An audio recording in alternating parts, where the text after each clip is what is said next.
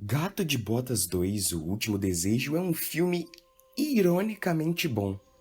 Eu sou fã da franquia Shrek. Na verdade, eu gosto dos dois primeiros, mas Shrek, que lá atrás veio com a proposta de subverter o gênero das animações do conto de fadas, hoje em dia é só mais uma franquia que a galera lembra com nostalgia.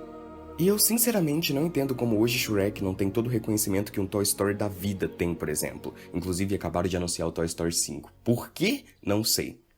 Enfim, no Shrek 2, também conhecido como o melhor da franquia, nós temos a aparição de um personagem. Um personagem que a princípio só estava lá para cumprir o seu papel na trama, que era ser uma dificuldade no caminho do protagonista, mas que rapidamente se torna uma espécie de sidekick. Esse personagem é o Gato de Botas, que nos é apresentado no segundo filme de Shrek como um Bounty Hunters, ou um caçador de recompensas para você que só fala português. Vai fazer um Fisk, menino. E não demorou muito para ele ganhar um espaço não só na franquia, mas no coração do público também. Ah, no meu ele ganhou. Então a DreamWorks decidiu que estava na hora de fazer um spin-off do Gato de Botas. Em 2011 temos o primeiro filme do Gato de Botas, que não me desce tão bem quanto deveria. Eu assisti esse filme no cinema quando lançou na época, eu tinha por volta de 9 anos, e na época eu tinha zero senso crítico. Qualquer coisa que você me desse para assistir, eu ia genuinamente gostar. Mas eu lembro de ter ido assistir esse filme e ele não me encantou como os filmes de Shrek tinham me encantado. E na época eu não soube muito bem por quê, até porque a história ela é legal no que se propõe, mas passando o tempo eu comecei a estudar cinema e eu percebi o porquê. Porque é uma sequência feita apenas visando os lucros e conseguir dinheiro em cima de uma franquia que naquela época já não ia tão bem. Digo porque a história não é tão envolvente. E eu digo envolvente como um espectador geral, porque eu não gosto muito de analisar os filmes com termos técnicos, porque eu acho que eu tô falando e usando bases que não é de conhecimento geral. Mas quando você vai fazer um filme, você tem que pensar na melhor experiência para quem tá indo assistir um filme e a pessoa que tá indo para analisar todas as paranoias por trás. E o primeiro filme do Gato de Botas, apesar de ter algumas coisas competentes e ser um filme até que legal, ele só atinge um desses públicos, e nem isso faz bem. Mas então a franquia ficou na geladeira por quase 12 anos, sem nenhuma notícia sobre nada novo nesse universo, além de séries do Gato de Botas feita com um orçamento bem reduzido e que sinceramente eu não sei nem se faz parte do cânone ou não. Em 2022, e eu tô usando a data que o filme saiu lá fora, nós tivemos a continuação do Gato de Botas. E eu já recebi esse filme de braços abertos no momento em que eu vi o trailer, porque eu sinceramente tô cansado do rumo que as animações estão tomando de uns tempos pra cá.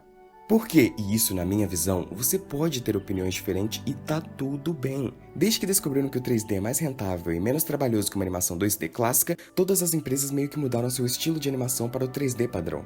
Chegando ao ponto que você não consegue nem contar os fios de cabelo dos personagens porque eles são tão ridiculamente realistas que todos começam a pagar pau pra esse estilo.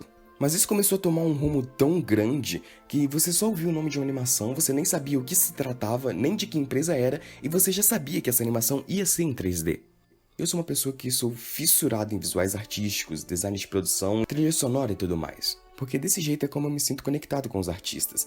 Eu vejo que eles tiveram esmero e esforço para fazer aquela obra. E por mais que nas animações 3D que nós tenhamos vários animadores bem competentes por trás, é muito mais fácil você fazer, principalmente com a tecnologia de hoje em dia.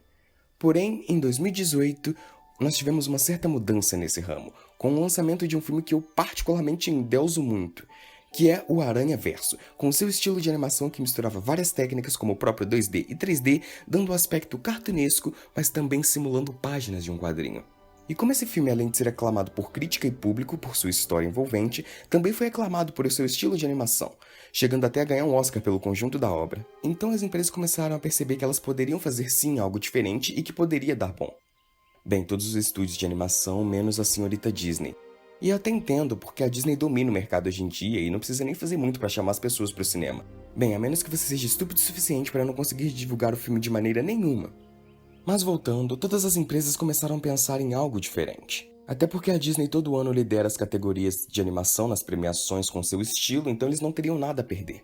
Voltando a falar das animações, de uns tempos pra cá temos visto cada vez mais as animações com estilos próprios e visões criativas mais presentes, chegando até Gato de Botas 2 com seu estilo parecido em certos aspectos com animações antigas, mas diferente do que estamos acostumados. Agora falando da história, do roteiro, que é minha parte favorita, afinal essa é a parte que mais me chama atenção na faculdade, me fazendo até virar um roteirista, me contratem! A história segue uma narrativa clássica linear, de 3 atos, mas o jeito como eles decidem contar essa história é o que me chama a atenção, porque em nenhum momento eles subestimam os espectadores.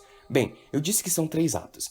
O primeiro e o último ato, eles me encantam muito. O segundo, não é que ele dá uma caída, mas ele acaba caindo num contexto geral que todas as animações estão acostumadas a fazer. Mas ele faz muito bem, inclusive. Ah, lembrando que eu não vou dar nenhum spoiler. A história basicamente é que o Gato de Botas já perdeu 8 das suas 9 vidas, ou seja, ele tá na sua última vida. E como se já não bastasse ele ter que viver com a maior e pura cautela, ainda aparece um caçador de recompensas querendo a última vida do gato. E o que falar desse personagem que já não tenham falado por aí, então eu não vou me aprofundar muito nele. Só vou dizer que ele é incrivelmente bem construído e apresentado, ou seja, ele é maravilhoso. Então por conta desse fuzuê todo, o gato decide de viver perigosamente para viver uma vida mais tranquila. Mas como a felicidade de pobre dura pouco, nesse caso felicidade de bandido, ele acaba se envolvendo com outros personagens em busca de uma estrela mágica que realiza um desejo. E no meio desses personagens nós temos a Caixinha Dourados. Então, eu vi o filme dublado e em inglês. Eu vi dublado nos cinemas porque na cidade onde eu moro é bem no interior. Aqui só passa filmes dublados e raramente você vê um filme grande no qual eles sabem que vai ter retorno e vai torrar o bumbum deles de dinheiro, eles colocam legendado. Então eu tive que dar meus pulos pra conseguir ver esse filme em inglês, afinal eu queria ver o nosso brasileirão dando a voz ao melhor personagem do filme. E a princípio eu ia ver em inglês por dois motivos, porque eu assisto praticamente tudo no idioma original, e porque eu sabia que o Wagner Moura ia estar fazendo a voz de um dos antagonistas. Porém eu fui surpreendido quando eu descobri que quem fazia Caixinhos era Florence fucking Pugh. A Caixinhos é minha segunda personagem favorita desse filme. E isso já quando eu assisti pela primeira vez, porque ela e os ursos trazem uma vibe de gangue de mafiosos dos anos 50, daquela que se estiver passando na sua frente, você não perde só o celular, como a casa, a família e a esposa que você nem tem. Eu nem vejo muito pessoas falando sobre ela, porém quando eu vi dublado eu fiquei me perguntando quem fazia a voz dela no original, porque no cinema que eu fui eles cortaram os créditos e só passaram os dubladores brasileiros. Só que como minha memória é horrível, eu sempre esqueci de pesquisar. Porém, quando eu me peguei vendo em inglês e reconhecendo a voz de uma das melhores atrizes da atualidade, eu confesso que eu dei uma leve piradinha. Mas o que eu quero dizer é que minha expectativa com esse filme era um mix de emoções. Mas de fato, eu não tava esperando muita coisa desse filme, eu tava esperando um filme na mesma qualidade do primeiro. E eu fui muito surpreendido com um filme não só bom, mas infinitamente melhor do que o primeiro. O que torna esse filme ironicamente bom, porque eu fui com a minha amiga assistir e eu até falei com ela, tá, vai ser só mais um filme de animação lá.